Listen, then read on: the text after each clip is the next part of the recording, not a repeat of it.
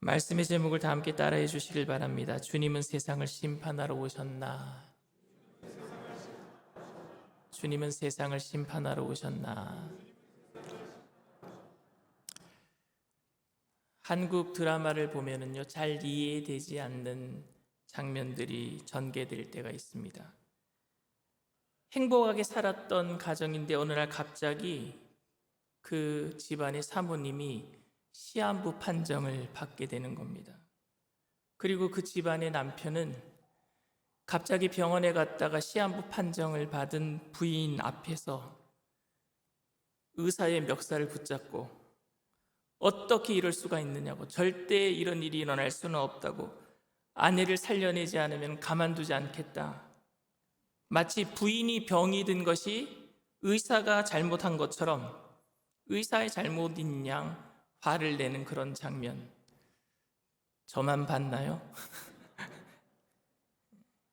그 이유는 병원에 가기 전까지는 부인에게 아무런 증상이 없었거든요. 그런데 우연치 않게 병원에 갔다가 청천벽력과 같은 선고를 들었기 때문일 겁니다. 한 아이가 학교의 폭력 서클에 가입하고 마약을 하고 학교에서 싸움을 했어요. 그런데 이 사실에 대해서 부모님은요, 전혀 모르고 있었어요. 그 가정에서는 너무너무 착한 아이였거든요. 학교에서 싸움을 하고 마약을 하는 그 아이 때문에 학교가 발칵 뒤집어지고, 그래서 학교에서는 부모님을 오라고 했습니다. 그런데 학교에 가자마자 부모님은 난리를 핍니다. 선생님 앞에서 우리 아이는 절대 그런 아이가 아닙니다. 우리 아이가 이렇게 된 것이 어떻게 된 일입니까? 도리어 선생님에게 막 따집니다. 이렇게 된 것이 선생님들이 우리 아이를 잘 못 보살펴 준 것 때문 아닙니까? 잘못된 아이들과 만나는 것을 선생들이 잘 보살펴 주지 못했기 때문 아닙니까? 막 선생님에게 따집니다. 마치 아이가 잘못된 것이 선생님 잘못인 것처럼 말입니다. 하나님께서 의인은 없나니 하나도 없다라고 말씀하시면서 죄의 값은 사망이라고 말씀하셨을 때에 이에 대한 인간의 반응도 그랬어요. 죽음이 나와 가까이 있다라고 생각하지 못했기 때문에, 그리고 내가 잘못한 것이 있다라고 생각하지 않았기 때문에, 내가 죄인이라고 지적하는 복음이 믿고, 복음이 우리를 죄인이라고 얘기하고 있잖아요.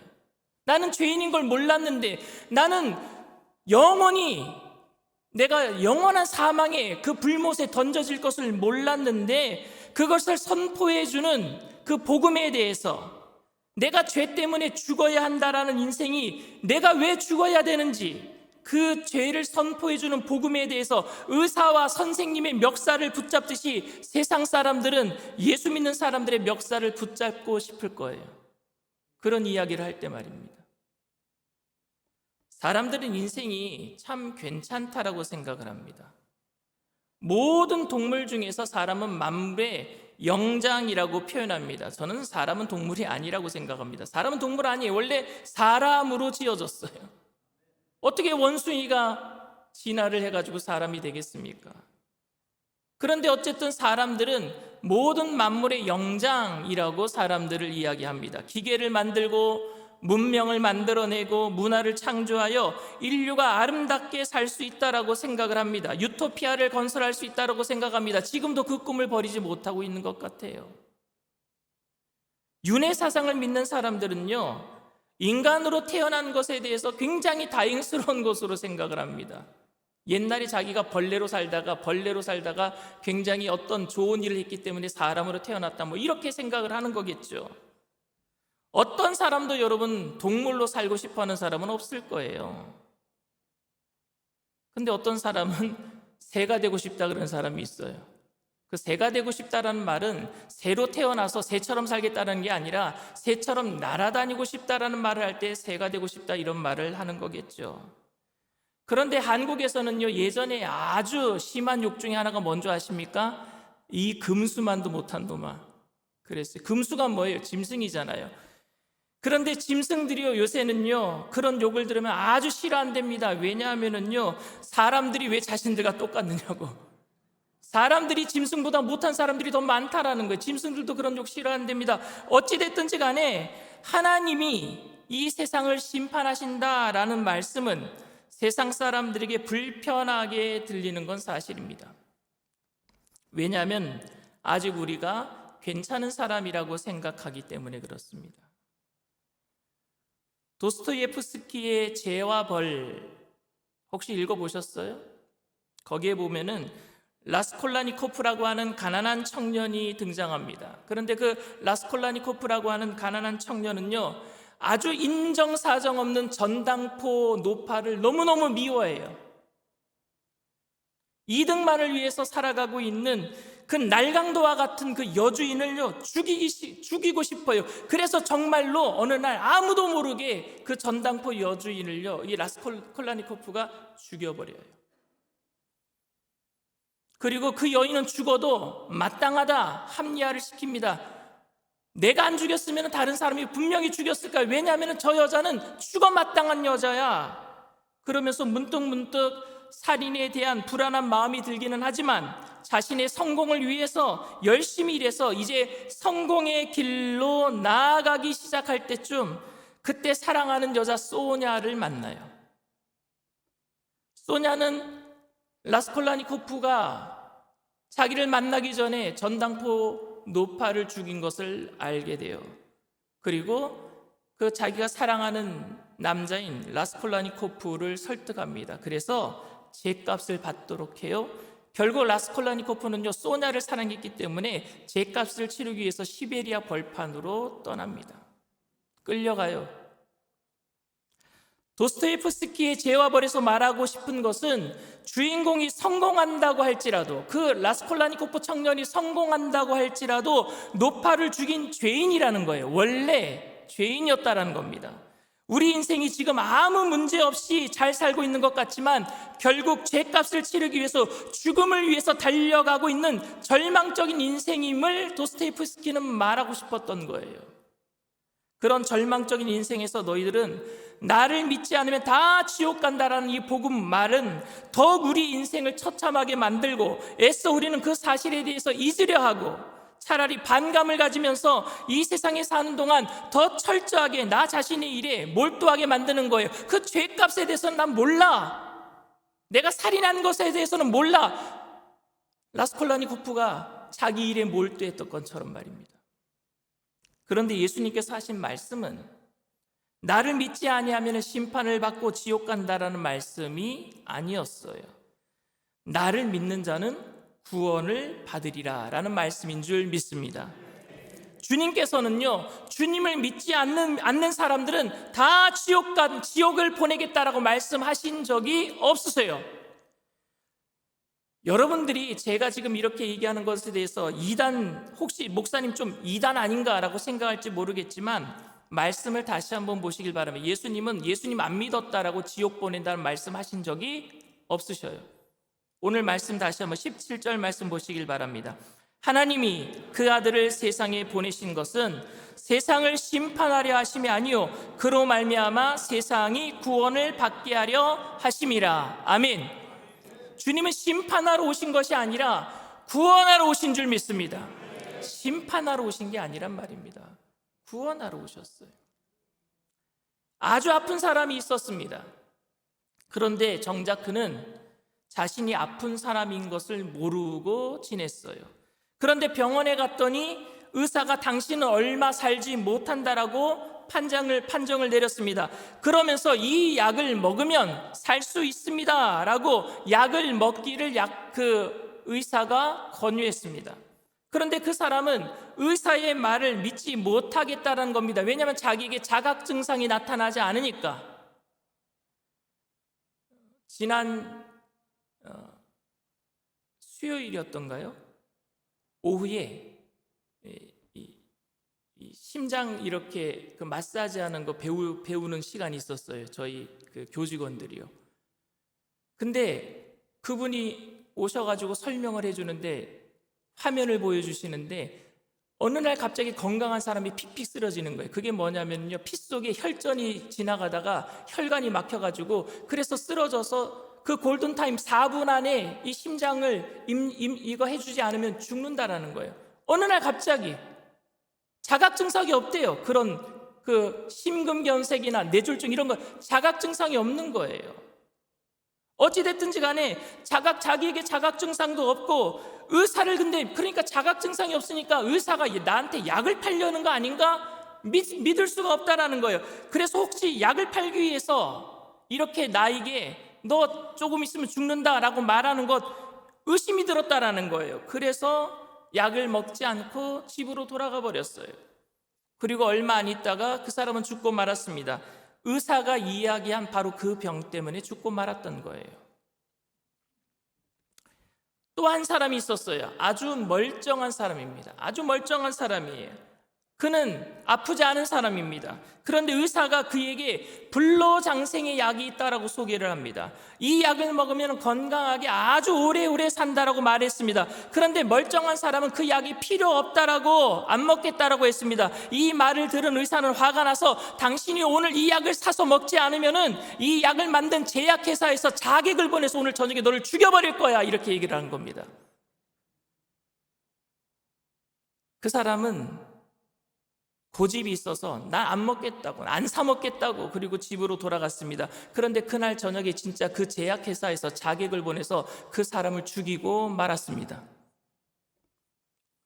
여러분, 기독교가 세상 사람들에게 어떤 모습으로 비춰질까요? 첫 번째 모습일까요? 두 번째 모습일까요? 어떤 모습일 것 같아요? 세상 사람들은 기독교의 복음을요, 두 번째 이야기처럼 받아들입니다. 자기는 아무 이상 없는데 와서 이 약 안 먹으면 당신 죽는다, 지옥 간다라고 얘기하는 거예요. 자기는 아무 이상 없는데. 그래서 기독교를 독선적이다, 그렇게 심판하시는 하나님을 불합리하고 부당한 하나님이라고 생각하고 있는 것입니다. 그래서 예수님께서는 사람들을 심판하러 오신 것이 아니라 구원하러 오신 것이다 라고 17절에 말씀하고 계신 것입니다. 예수님께서는 구원하러 오셨는데 그를 믿지 않으려고 한 사람들은 지금 예수님의 그 구원의 그 처방전 약을 믿지 못하고 자신의 상태를 인정하지 않고 의사를 의심하는 사람들로 이미 죽을 수밖에 없는 사람들이었단 말입니다. 약을 먹지 않는 사람들은, 예수님의 그 구원의 복음의 약을 믿지 않는 사람들은 이미 죽은 사람들이 이미. 그래서 18절에 이렇게 얘기를 합니다. 그를 믿는 자는 심판을 받지 아니할 것이요 믿지 아니하는 자는 하나님의 독생자의 이름을 믿지 아니함으로 벌써 심판을 받은 것이니라. 뭐라고요? 벌써 심판을, 이미 죽은 사람들이다, 이렇게 얘기를 하는 거예요. 사람들은 자신의 절망적인 상태를 인정하지 않습니다. 죽음에 대해서 아직은 절대 나에게 일어나지 않을 일이라고 생각하면서 현재 일에만 집중을 합니다. 이런 사람들에게 복음은 정죄처럼 들리게 하면 안 되는 거예요. 이런 사람들에게 아무것도 모르잖아요. 그런 사람들에게 너 예수 안 믿어서 지옥 간다라는 말이 그들에게는 어떻게 들리겠습니까? 너 오늘 이 약 안 먹으면 제약회사에서 오늘 저녁에 너에게 자객 보내서 널 죽여버릴 거야, 이렇게 들린단 말입니다. 복음은 살 수 있는 기쁜 소식인 줄 믿습니다. 복음은 살리는 소식이 되어야 돼요. 믿지 않기 때문에 지옥 가야 한다라는 심판의 이야기가 아니란 말입니다. 원래 죽을 수밖에 없었던 사람이 살 수 있는 그 복음이란 말입니다. 그러니까 그들이 어둠 가운데 있는 것을 알려줘야지요. 천국행 열차가 따로 있고, 따로 있어서 하나님께 선택받은 사람들은 이미 천국행 열차를 타고 있고, 하나님께 선택받지 못한 사람들은 지옥행 열차를 타고 있는 것이 아닙니다. 우리는 모두 원래 지옥행 열차를 타고 있었어요. 아담이 인류의 범죄, 그 원죄를 따먹는 순간 태어나는 모든 사람들은 그 원죄를 가지고 태어날 때 이미 지옥행 열차를 타고 그 지옥행 열차를 타고 달리고 있었단 말입니다. 그런데 예수님께서 천국행 열차를 갈아탈 수 있도록 그 열차에서 우리를 내리게 하시는 거예요. 너 이 천국행 열차로 갈아타라. 우리를 지금 초청하고 있는 줄 믿습니다. 예수님께서 이 땅에 오셨을 때 믿지 않는 모든 사람들을 지옥에 보내려고 하신 것이 아니라 천국행 열차를 대기하고 계셨다가 우리를 내리게 하셔서 모두 천국으로 가게 하시려고 이 땅에 오신 줄 믿습니다. 죄와 벌에서 소냐는 라스콜라니코프를 시베리아 벌판으로 보내려고 그가 사랑한 게 아니잖아요. 이미 그는 시베리아 벌판으로 갈 운명에 처해져 있는 죄인이었어요. 그런데 그 죄인을 사랑했단 말입니다, 소냐가.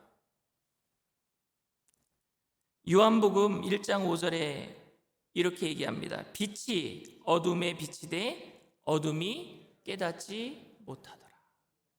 예수님이 우리를 사랑하셔서 빛을 비춰주시는데 그런데 어둠이 깨닫지 못하더라. 세상 사람들은 어둠을 사랑하고 예수님을 믿는 사람들은 빛을 사랑해서 우리는 깨닫고 세상 사람들은 깨닫지 못한 것입니까? 세상 사람들은 죄악을 더 좋아하고 우리는 말씀대로 살아가는 것을 더욱 좋아해서 이렇게 표현한 것이겠습니까? 사실 세상 사람들 중에서는요, 우리보다 더욱 선행을 베풀며 법 없이도 살아가는 사람들이 많이 있습니다. 도리어 예수를 믿으면서도 죄를 짓고 그러면서도 뻔뻔하게 살아가는 사람들도 있습니다. 여기서 어둠이 깨닫지 못하더라라는 의미는 그럼 무슨 의미이겠습니까? 하나님 앞에서 인간이 범할 수 있는 가장 큰 죄는 여러분 뭐라고 생각하세요? 살인이요? 동성애요? 간음이요? 아니요, 자신이 인생에서 주인 되고자 하는 게 가장 큰 죄예요.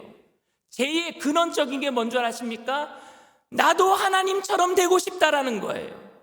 내가 주인이고 싶다라는 거예요. 그게 선악과란 말입니다. 선악과를 따먹는 것은 나도 하나님처럼 하나님이 주인이신데 나도 내 인생에 내가 주인이 되고 싶다라는 거예요. 탕자가 지은 죄가 아버지의 재산을 탕진한 죄이겠습니까? 여색한 죄이겠습니까? 쾌락과 방탕한 죄이겠습니까? 아니요, 그 죄보다도 근원적인 죄는 뭔 줄 아십니까? 아버지의 집을 떠난 죄예요. 자기가 주인 되려고 아버지의 집을 떠난 죄. 그런데 집을 떠난 아들이 돈을 그렇게 허투루 쓰지 않고 투자해서 부자가 되어서 착한 일을 많이 하는 사람이 되었다라고 가정해 봅시다. 탕자가 아버지의 재산을 반을 가지고 나가서 자기 것을 자기에게 돌아올 분깃을 받아가지고 나가서 탕진하지 아니하고 투자해가지고 큰 회사를 차리고 그 회사에서 나오는 이윤을 가지고 불쌍한 사람들을 많이 도왔다고 하자고요.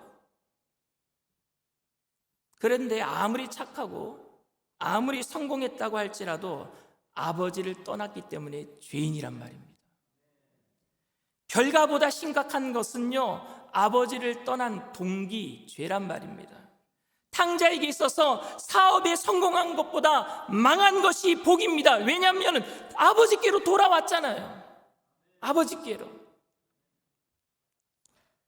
이것이 바로 어둠이에요. 깨닫지 못하는 게.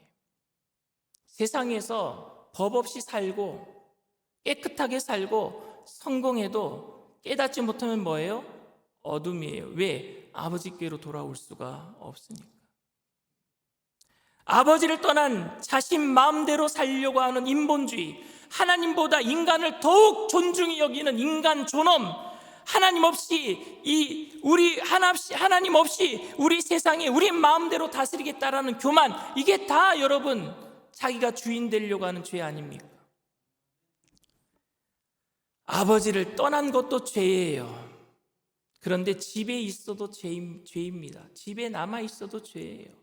집에 남아 있는 탕자 있잖아요. 첫째 아들. 둘째 아들은 아버지를 떠난 죄인이고요. 첫째 아들은 아버지 집에 있으면서도 죄인이었어요. 종교적으로 살았단 말입니다.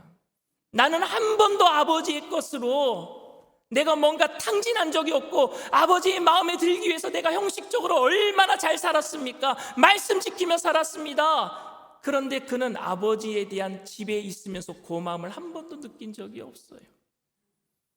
누구겠어요? 집에 있는 탕자가, 종교적인 탕자가 바리새인과 서기관들 아닙니까? 이 사람들도 깨닫지 못하는 어둠입니다. 절망으로 가는, 죽음으로 가는, 지옥행으로 가고 있는 기차 안에 모든 그 안에 있으면서 좋은 일을 행동을 하더라도 그 사람들은 뭐예요? 어둠 아니겠습니까? 아무리 예배 잘 드려도, 예배를 빠지지 아니하고 날마다 예배당에 나와도, 이 집에 안에 있어도 하나님의 은혜를 깨닫지 못한다면 그것도 어둠 아니겠습니까? 그런데 예수님께서는 나는 세상을 심판하러 온 것이 아니라 구원하러 왔다라고 절망의 기차 안에 타고 있는 모든 사람들을 생명의 기차 안으로 초청하고 계신 줄 믿습니다. 우리가 살고자 하면은요, 뛰어내려야죠. 지옥행 기차에서 뛰어내려야죠. 어둠 속에서 빛으로 들어가야지요. 우리가 그렇게 하나님께 구원받은 주님의 자녀가 된 줄 믿습니다. 그리고 우리 또한 비판과 정죄로 복음이 세상 사람들에게 또 다른 절망을 가져다 주는 것이 아니라, 복음을 전하는 것은 여러분 세상 사람들에게 절망이 되어서는 안 돼요. 복음은 기쁜 소식인 줄 믿습니다. 유앙겔리온 굿뉴스, 기쁜 소식이에요. 예수 안 믿으면 지옥 간다. 아니요, 원래 우린 다 지옥 가게 돼 있어요. 예수님이 우리를 심판하러 오신 것이 아니라 구원하러 오신 줄 믿습니다. 너도 살 수 있어. 생명으로 초대가 될 수 있는 거야. 주님을 만났던 모든 사람들이 물었던 질문이에요. 나도 살 수 있습니까? 어떻게 해야지만 영생을 얻을 수 있습니까? 나다나엘이 물었고요, 니고데모가 물었고요, 수가성 우물가의 여인이 물었고요, 요한복음을 통해서 계속 주님, 내가 어떻게 해야지 영생을 얻을 수 있습니까? 물었던 사람들 계속 나올 거예요. 진지하게 물었던 사람들이 예수님을 만난 줄 믿습니다. 예수님을 만나는 거예요. 빛 대신 예수님. 예수님은 이것을 부활로 증명하셨고, 지난 2000년 동안 순교와 절제의 삶을 살았던 기독교인들도 이를 증명하면서 예수님의 모습을 닮아가며 살았습니다. 이제는 우리 차례인 줄 믿습니다. 이제 우리가 빛이 되어야 되는 거예요. 이제 우리는 소금이 되어야 될 줄 믿습니다. 사랑하는 성도 여러분, 세상을 심판하러 오신 분이 아닌 세상을 구원하러 오신 주님의 기쁜 소식이 어둠 가운데 있는 사람들에게 환하게 비춰지게 되기를 소망합니다. 결국 어둠이 빛을 이기지 못할 거예요. 어둠이 빛을 이기지 못합니다. 예수 그리스도의 강력한 사랑의 빛이 모든 사람을 구원하기까지 저와 여러분 모두 쉬지 아니하시는 예수님과 함께 동행하면서 주님의 영광을 나타내시기를 주님의 이름으로 축원을 드립니다.